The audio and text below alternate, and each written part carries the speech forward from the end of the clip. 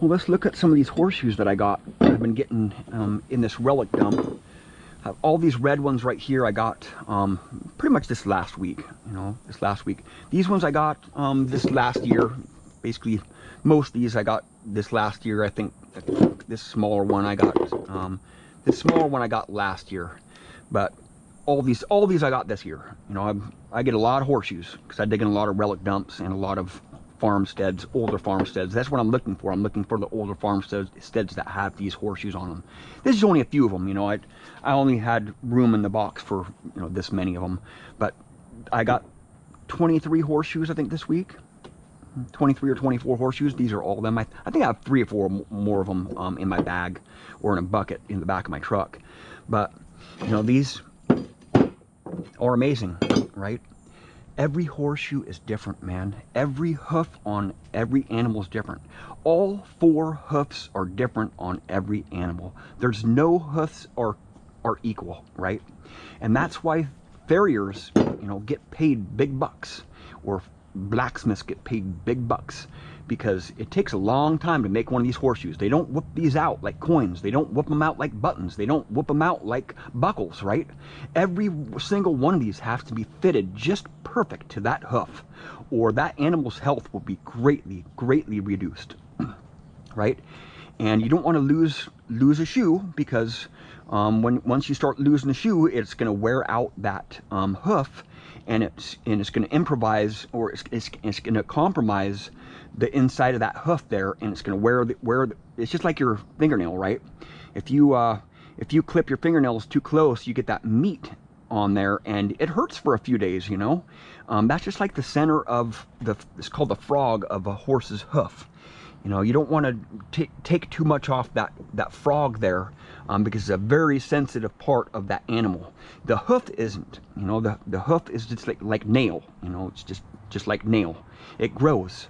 So the horse's owners have to maintain those hoofs, or the horse is going to have some health problems. And it just starts from there. It starts how good your hooves are on your animal, because they're walking on that all the time. We don't walk on our hands, so we don't have to worry about it too much. But when an animal has 4 feet, it's crucial that each one of those feet are maintained, and those hooves are trimmed, and the hooves are clean. You don't have any sharp edges on the shoe there that's going to damage the hoof, because the hoof has to be maintained. The farriers want you to come around, and they want to maintain that horse's hoof every 8 weeks, 8 to 10 weeks, so it's not so expensive. Because if you let your horse go a long time without having it shoed, it's going to cost you a lot of money, because they have to do a lot of shaping, and they have to trim it, and they have to make a new horseshoe because the other horseshoe is gone, or it's just worn out. So it's just in the long run, it just makes more sense, and it's going to cost you less money to have a farrier come out every 8 to 10 weeks and check the condition of your animals, their hoofs. And nowadays, they make basically prefabbed horseshoes. They have the square-toed horseshoes that are still real expensive, and it's still real expensive to have blacksmiths or farriers come out in their mobile vans, and they have a forge and all the tools, and they have horseshoes that are already stamped out, and all they have to do is just basically heat it up, pound it a little bit, fit it. First they have to trim the animal, trim all the hooves, and it takes them a long time to do that. But it takes a long time to make these horseshoes. Back in the days, they had to take their animals into the blacksmiths. If you lost a shoe off your horse, the first thing you do is go to the blacksmith and get a new shoe on that horse. And they're not cheap. Horses back in the days were like cars nowadays. They were a lot of money. A year's wages of just buying a horse. But then fuel, you got to feed that horse. You got tires. Tires are basically the animal's hooves, right? And you have to maintain those tires. If you get a flat tire, you got to fix it, right? Or the car is useless. Just like a horse that has no shoe, if you lose a shoe, you gotta get that fixed immediately, or you're gonna have to spend a lot of money getting another horseshoe or another shoe fitted to it, and the farrier's gonna have to do a lot of trimming. It's gonna cost you a lot of money. But that's why I let's look at this. This horseshoe right here. These are a couple classic examples of nice horseshoes, right? It has the toe clip on it. It has the heel clips. It has this little slot right here. That's called the fuller. It is a little slot that they put in the horseshoes to drive the nails in, so they're reset. They are recessed inside the horseshoe so it doesn't wear your nails out, so your horse isn't going to lose your shoe as easy. So it just basically preserves that head of the nail so it's not getting worn out, right? And the clip gives it traction, or the heel clip gives it traction, and the toe clip holds that on there so it's not going to lose the hoof as much. And it centers it. Keeps that shoe centered, and makes it so the shoe doesn't come off nearly as easy, and it protects the heel of, or it protects the front of the hoof, so so it doesn't get damaged on the top corner here. Because when they get around a lot of rocks, they can chip their toe, or they can chip that hoof, and it can be very expensive to maintain that hoof after it gets chipped. You know, they're just like your fingernails. You know, you got to maintain your fingernails. You know, you got to trim your fingernails up, and you got to do it right. If you do it wrong, it hurts. It hurts. You know, that the meat inside of that hoofs. The meat inside that hoof is very sensitive. That's why you see when I found all these horseshoes in the same spot, I found 2 picks. They're called hoof picks, and they're kind of like a hook right here, and they keep them in their bag, or maybe on their horse, on the horse, like on a little rope or something, so they can clean out that hoof to maintain the health of that hoof. Because it's all about the health of that hoof, to how long that shoe can stay on that animal.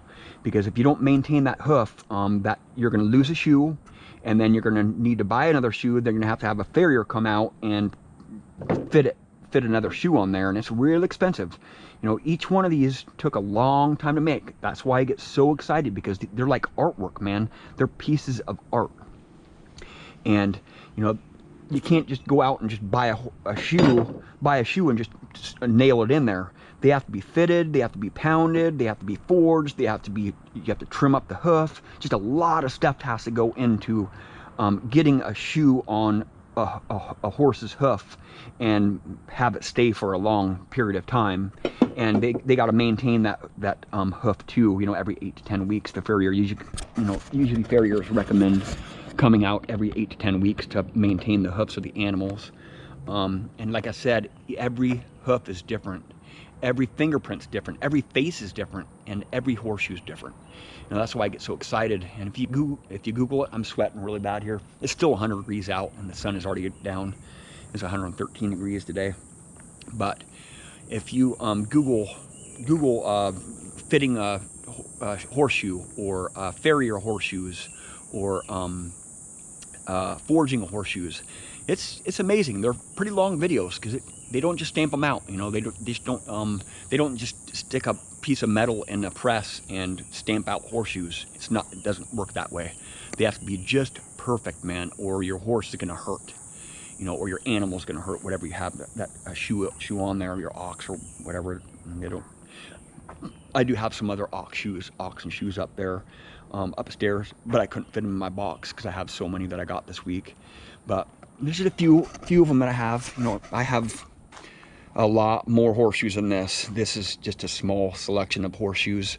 I have a lot of my horseshoes in storage there, but I just leave them like this. You know, a lot of these are crusty. You know, this stuff just flakes off of it. You know, I like them just the way they look. You know, but horseshoes are my favorite finds, man. Just because they're unique. Every horseshoe is unique, man. A lot of work goes into making horseshoes, you know. Sure, I like getting coins and silver and buckles and stuff, but when it comes to horseshoes, man, you got a one-of-a-kind item that you just extracted from the ground, man. When you recover horseshoes, man, it's a big thing for me. It's a big thing. And this week, man, I've just have had an overload of horseshoes come in my collection this week, and all of them are live digs, you know, except for a couple of them because my camera was malfunctioning because it was so hot. You know, my camera wasn't working really good today and yesterday. I was having it shut down because it was getting a little bit hot. It was 113 degrees today, so, you know, and I have my camera rolling pretty much all the time when I'm detecting. And I'm gonna go out tomorrow morning back to this relic dump. Hopefully Jim goes with me. But I found some really cool stuff today. I found another another horse tack near. I think I got 5 horseshoes today. I got that small one, the smallest one that I've gotten there. Let's see, where is it at? The smallest horseshoe that I found there is right there, or no, it's this one right here. You can tell they all came from the same dirt. You know, that red clay over there. These ones I got in. This one right here, this may be my smallest horseshoe. No, I got that one somewhere else. But anyway, that's the reason why I like horseshoes. I really cherish the horseshoes, man. It's exciting when I dig up a horseshoe. You know, I don't get excited about too much when I'm digging in relic dumps, you know, because you go so long and you got massive iron and just all kinds of junk. But when I hit on a horseshoe, man, I am going. It just energizes me, man, because I know there's more horseshoes around. If you find one horseshoe, there's probably gonna be more. And just about everywhere I find a horseshoe, there's usually more around that area, you know, within a few hundred feet or 1,000 feet. But you know, relic dumps are hard to dig in, man. You have to dig up a lot of big iron to get horseshoes, because usually horseshoes are around big iron, right? And it's just they come every once in a while, but this week has been a really good week for horseshoes. Well, thank you for watching. Please subscribe.